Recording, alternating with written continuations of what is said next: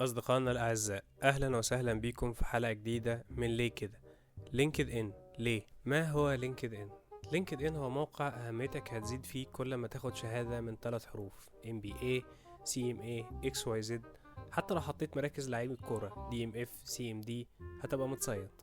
ولو انت خريج جديد لسه بتبتدي حياتك العملية، لينكد إن مكان مخيف جدا. بتحس انك انت دخلت فرح في وسط ناس لابسين بدل شيك جدا وانت داخل عليهم بالبوكسر. ولكن مؤخرا في سؤال كل الناس بتسأله: هل لينكد ان موقع توظيف؟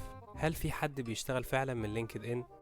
لينكد ان فيه خاصية رهيبة اسمها شواء ولا الدواء. بتبقى قاعد في امان الله، بيجيلك نوتيفيكيشن: قام مدير الاتش ار في شركة من 3 حروف بزيارة ملفك الشخصي. بس كده؟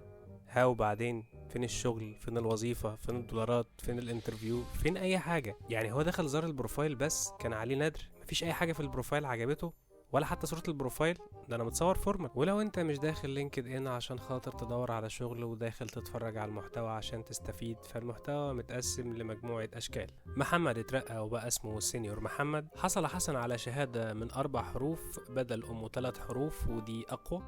يسعد شركتنا أن تعلن أنها قامت بشراء مجموعة كراسي جديدة. we are happy to announce.